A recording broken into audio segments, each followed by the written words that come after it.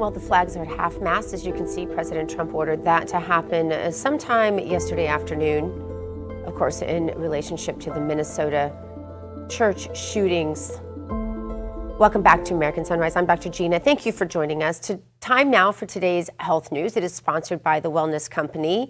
And under the microscope today, headphones may be a thing of the past. My kids and I argue about headphones all the time. I always say, don't talk on your phone. Of course, instead of going like this, now you know Gen Z goes like this, right? Because they don't know why would a phone be like this? Because that's what we old people did, right?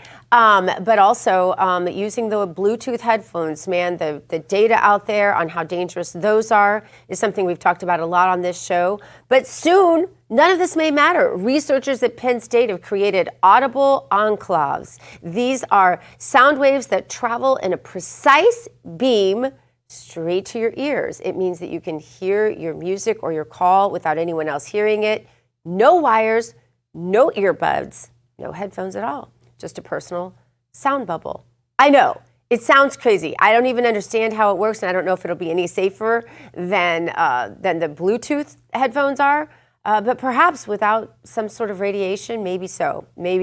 It'll be interesting to see. We'll be watching all of this new technology because there's a new administration in Washington, D.C., and they've brought a lot of positive changes when it comes to fixing our broken healthcare system. But there's only so much government can do, and that's why if we really want to make America healthy again, it's going to start at home with us, and that's where the Wellness Company comes in.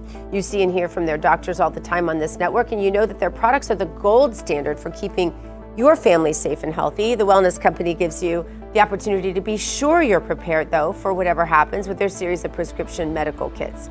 These kits have an assortment of life-saving medications and guidebooks to tell you how to use the medicines in the kit. Also, Wellness Company offers a variety of products from parasite cleanses to methylene blue to weight loss and so much more. These can help you stay healthy and live a longer, more satisfying life. Make America healthy again starts at home, you guys. Do your part, protect the health of yourself and your family. Go to twc.health/RAV, give it an order. That's twc.health/RAV. Use the promo code RAV. That'll save you 10%, David. 10%. Damn it, you're so hip and cool. Yeah, tell my kids say that to me every day, or else they say just the opposite. They call me a boomer. I'm like, my mom was a boomer. I can't be a boomer. This can't happen. I'm Gen X. You are Gen X. I'm Gen X. I was born in 1965. I'm hanging in there. So that's Gen X. I know. We're there though. We are don't call us boomers. That's like 1946 to 64. Okay. Anyhow, I guess don't tell all of our secrets, David.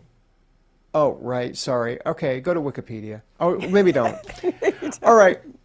Don't do that, please. Now over to our nation's colleges and universities. A new study shows a whopping 90% of college students at Northwestern University and the University of Michigan say they are faking more progressive views to just get by socially and academically. The students said they wanted to appease their professors. The researchers blame the climate on ideological conformity to suppress authentic expression.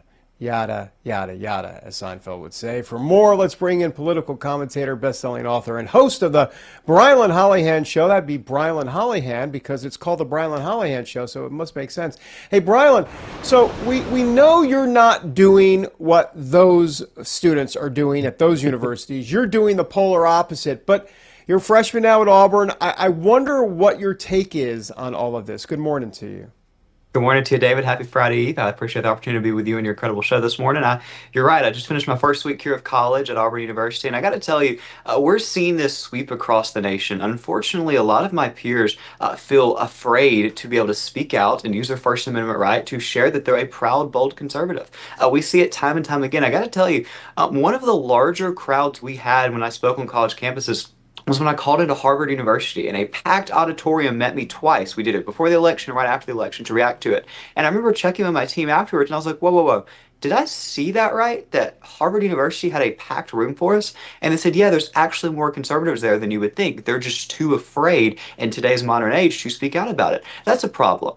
We live in a country where, unfortunately, the left seeped into the education system in the 60s and 70s, and what we're seeing today is a byproduct of that. We're seeing activists in teachers' clothing terrify my peers into switching their ideology to be more liberal when they turn in papers because they're terrified that their blue-haired nose-ring professor is going to grade it bad if they come come out saying abortion is murder. Unfortunately, we got to push back against that, David.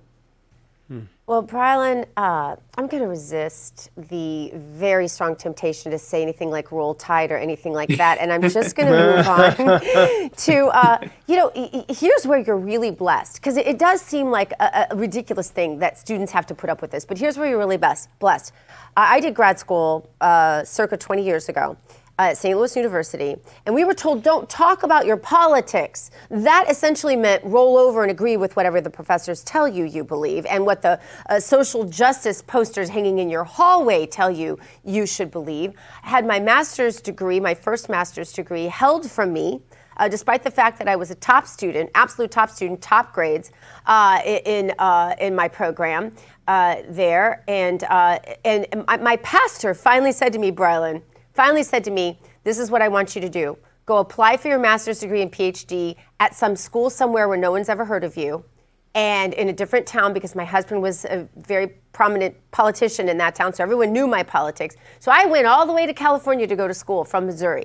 And did not tell them. I played the game. That's what I'm saying. I played the game because my pastor told me, whatever sins you incur by lying about what you believe all the way through grad school, I will take for you so that you can go get your PhD and fight for our Christian values. So I gave my testimony at my graduation after not exposing who I was or what I believed for all of those years while I got my master's degree and PhD in California. If you can believe that story, we didn't have a student organization to support us. You couldn't even say, if you even said what you believed, you would have been exposed, right, and humiliated by the entire school. I had like I said, my first master's degree actually withheld from me because someone figured out who my husband was. So this is the kind of thing that you don't have to deal with anymore.